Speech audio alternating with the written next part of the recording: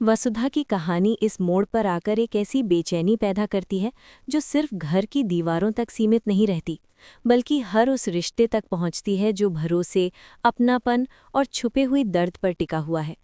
इस प्रोमो की शुरुआत एक ऐसे माहौल से होती है जहां सब कुछ ऊपर से सामान्य दिख रहा है, लेकिन भीतर ही भीतर बहुत कुछ टूट रहा है। वसुधा के मन में कई सवाल एक साथ चल रहे हैं। वो चाहकर भी अपने दिल को समझा नहीं पा रही।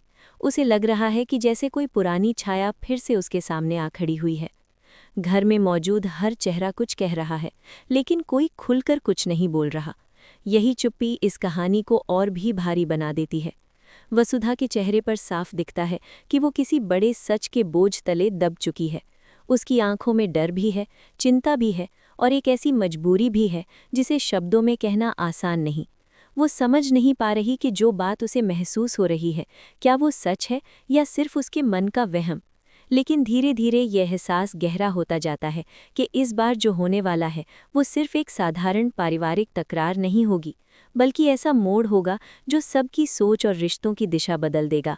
घर के माहौल में अचानक आई ये भारी खामोशी अपने आप में बहुत कुछ कहती है। कोई किसी की आंखों में ठीक से नहीं देख रहा, कोई अपने मन की घबराहट छुपाने की कोशिश कर रहा है, तो कोई बाहर से सख्त दिखते हुए भी अंदर से पूरी तरह हिल चुका है। वसुधा सबसे ज्यादा इस बदलाव को महसूस कर रही है। उसे लग रहा है कि कुछ दिनों से जो बातें बिखरी हुई थीं, वे अब एक जगह जुड़ रही हैं। कुछ शब्द, कुछ अधूरे इशारे, कुछ लोगों की बदलती हुई आवाज़ें और कुछ रिश्तों की दूरी उसे बार बार उसी तरफ ले जा रही है जहाँ कोई अनकहा सच उसका इंतज़ार कर रहा है। वो सोचती है कि अगर वो सच सामने आया तो क्या उसका घर पहले जैसा रह पाएगा? क्या वो खुद पहले जैसी रह पाएगी? क्या जो भरोसा उसने इतने समय से संभाल कर रखा वे एक झटके में बिखर जाएगा? यही डर उसके भीतर धीरे धीरे तूफान बन रहा है। वसुधा का मन इस समय दो हिस्सों में बटा हुआ है। एक हिस्सा कहता है कि जो दिख रहा है शायद वही सच नहीं है, शायद अभी भी उम्मीद बाकी है, शायद अभी भी कोई बात ऐसी हो जो सब कुछ ठीक कर दे। लेकिन उसका दूसरा हिस्सा उसे बार बार सच का सामना करने के लिए मजबूर कर रहा है। वो महसूस करती है कि भागने से बात नहीं बनेगी। अब उसे जानना ही होगा कि आखिर घर के अंदर ये दबाव क्यों बढ़ता जा रहा है। आखिर हर चेहरा इतना बोझिल क्यों है? आखिर क्यों ऐसा लग रहा है कि कोई बहुत बड़ी बात छुपाई जा रही है? यही सवाल प्रोमो के पहले हिस्से को मजबूत बनाते हैं, क्योंकि यहाँ कहानी घटना से ज्यादा एहसासों पर चलती है। वसुधा सिर्फ एक किरदार नहीं लगती, बल्कि वो उस हर इंसान की तरह लगती है जिसने कभी किसी अपनों के बीच खड़े होकर अकेलापन महसूस किया हो। इस पूरे माहौल में सबसे खास बात यह है कि कोई भी चीज़ सीधी तरह सामने नहीं आती। हर बात इशारों में है, हर प्रतिक्रिया के पीछे एक छिपा हुआ मतलब है। वसुधा जब किसी की आंखों में जवाब ढूंढती है तो उसे वहां साफ शब्द नहीं मिलते, सिर्फ टालने की कोशिश मिलती है। जब वो किसी के बदलते हुए व्यवहार को देखती है तो उसे वहां चिंता से ज्यादा छुपाव दिखाई देता है। वो समझने लगती है कि मामला सिर्फ घर की एक छोटी परेशानी का नहीं है। यहाँ बात दिल, रिश्ते, सम्मान और सच की है। और जब इन चारों चीज़ों का सवाल एक साथ उठता है, तब परिवार का संतुलन डगमगा जाता है। यही इस प्रोमो की आत्मा है। ऊपर से शांत दिखने वाली दुनिया के भीतर छुपा हुआ तूफान। वसुधा इस समय बहुत मजबूत दिखने की कोशिश करती है, लेकिन भीतर से वो थक चुकी है। वो बार बार खुद को संभालती है, खुद को समझाती है कि अभी उसे टूटना नहीं है, उसे अभी देखना है, समझना है और सच तक पहुंचना है। लेकिन एक और बात उसे सबसे ज्यादा परेशान करती है।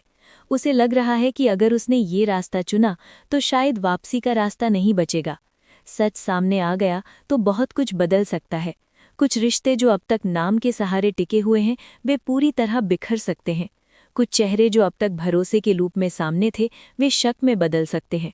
और कुछ लोग जिनसे उसे सहारा मिलना चाहिए था, वही लोग शायद उसके दर्द की वजह बन सकते हैं। यही सोच उसके दिल को और भारी कर देती है। प्रोमो का ये हिस्सा वसुधा की उस हालत को दिखाता है जहां इंसान को बोलने से ज्यादा महसूस करना पड़ता है। वो एक ऐसी जगह खड़ी है जहां किसी पर पूरा भरोसा करना भी मुश्किल है और सब पर शक करना भी आसान नहीं। ये वही मोड़ है जहां भावनाएं सबसे ज्यादा उलझ जाती हैं। वो अपने मन में बार बार पुरानी बातें दोहराती है। कौन क्या बोल रहा था, किसने क्या छुपाया, किसकी आवाज कब बदली, किसके चेहरे पर अचानक डर क्यों आया। वो इन सब बातों को जोड़ने की कोशिश करती है और जितना जोड़ती जाती है उतना ही उसका डर गहरा होता जाता है, जैसे वो किसी ऐसे दरवाजे के पास पहुंच चुकी हो जिसके पीछे खड़ा सच उसकी दुनिया बदलने वाला है। घर के बाकी लोग भी इस तनाव से अछूते नहीं हैं। कोई बाहर से सामान्य बनकर बात कर रहा है, लेकिन उसकी आवाज की कंपकपी बता रही है कि वो भी कुछ छुपा रहा है।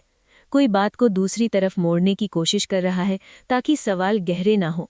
कोई खामोश रहकर खुद को बचा रहा है, और कोई ऐसा भी है जो सब कुछ जानते हुए भी सही समय का इंतजार कर रहा है। इन सब के बीच वसुधा अकेली नहीं है, फिर भी सबसे ज्यादा अकेली वही महसूस हो रही है। उसे ये तक नहीं समझ आ रहा कि वो किससे अपने मन की बात कहे, क्योंकि जिस घर को उसने हमेशा अपना सहारा माना, वही घर इस समय उसके लिए सबसे बड़ा सवाल बन गया है। वसुधा की हालत इस प्रोमो में सिर्फ दुखी और परेशान औरत की नहीं है, बल्कि एक ऐसी इंसान की है जो सच और रिश्ते के बीच फंसी हुई है। उसके सामने सिर्फ ये सवाल नहीं है कि क्या हुआ, बल्कि ये भी है कि अगर जो उसे लग रहा है वही सच निकला तो वो उसके बाद क्या करेगी। क्या वो चुप रह जाएगी? क्या वो सब कुछ सह लेगी? क्या वो परिवार को बचाने के लिए अपने दर्द को दबा देगी, या फिर पहली बार वो ऐसी आवाज उठाएगी जो पूरे घर की नींद उड़ा दे? यही अनिश्चितता इस हिस्से को रोचक बनाती है, क्योंकि दर्शक सिर्फ ये नहीं सोचते कि आगे क्या होगा, बल्कि ये भी सोचने लगते हैं कि वसुधा अब कैसी बनेगी, टूटेगी या और मजबूत होगी। इस बीच कहानी का भावनात्मक रंग और गहरा होता जाता है। वसुधा के मन में एक पुराना डर भी फिर से जीवित हो रहा है। उसे लगता है कि उसने जिन मुश्किलों को पीछे छोड़ दिया था, वे अब दूसरे रूप में फिर सामने आ रही हैं। वो बार बार सोचती है कि क्या उसके हिस्से में चैन लिखा ही नहीं है। जब भी उसे लगता है कि अब सब ठीक हो जाएगा, तभी कोई नई उलझन सामने आ जाती है। लेकिन इस बार बात अलग है। इस बार केवल दुख नहीं है, इस बार शक भी है। इस बार केवल आंसू नहीं है, इस बार जवाब की जरूरत भी है। और जब किसी शांत इंसान के भीतर जवाब खोजने की आग जल जाती है, तब वो पहले जैसी नहीं रहती। वसुधा भी अब उसी मोड़ पर पहुंचती दिख रही है।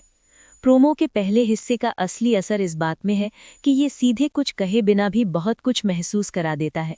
यहाँ कोई बड़ा फैसला सामने नहीं आता, लेकिन फैसले की आहट जरूर सुनाई देती है। यहाँ कोई सच खुलकर नहीं बताया जाता, लेकिन सच का वजन हर चेहरे पर दिखता है। यहाँ कोई रिश्ता खुलकर टूटता नहीं, लेकिन टूटन की आवाज मन में गूंजने लगती है। वसुधा की आंखों के जरिए, उसकी चुप्पी के जरिए, उसके मन की उथल पुथल के जरिए ये साफ हो जाता है कि जो आने वाला है वो सिर्फ कहानी का अगला कदम नहीं, बल्कि उसकी जिंदगी का अगला इम्तिहान है।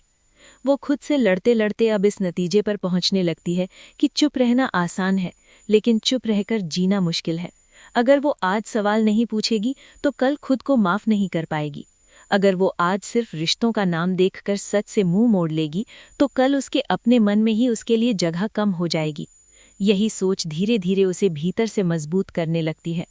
अभी भी उसके हाथ कांपते हैं, अभी भी उसकी आंखें भर आती हैं, अभी भी उसका दिल टूटने के डर से घिरा है, लेकिन अब उसके भीतर एक और भावना जाग रही है। वो है सच जानने की हिम्मत। यही हिम्मत इस हिस्से के अंत तक उसे एक नई दिशा देती है। उसे महसूस होने लगता है कि जो लोग उसे कमजोर समझते रहे, शायद वे उसकी खामोशी को गलत पढ़ते रहे। वो चुप थी क्योंकि वो घर बचाना चाहती थी। वो झुकती रही क्योंकि वो रिश्तों की इज्जत करती थी। वो सहती रही क्योंकि उसे अपनों पर भरोसा था। लेकिन अब अगर वही भरोसा सवाल बन जाए तो चुप रहना ताकत नहीं, कमजोरी बन जाता है। वसुधा इसी मोड़ को समझने लगती है। उसके चेहरे पर दर्द है, पर उसी दर्द के पीछे एक नया संकल्प भी बन रहा है। अब वो सिर्फ रोएगी नहीं, अब वो समझेगी। अब वो सिर्फ महसूस नहीं करेगी, अब वो पूछेगी। अब वो सिर्फ दूसरों की बातें नहीं मानेगी, अब वो अपनी आंखों से सच पहचानेगी। इस पूरे हिस्से में भावनाओं का उतार चढ़ाव लगातार बना रहता है। कभी लगता है कि वसुधा टूट जाएगी, कभी लगता है कि वो अपने ही सवालों से घिरकर चुप हो जाएगी, लेकिन हर बार वो खुद को फिर संभाल लेती है। यही उसकी सबसे बड़ी ताकत है।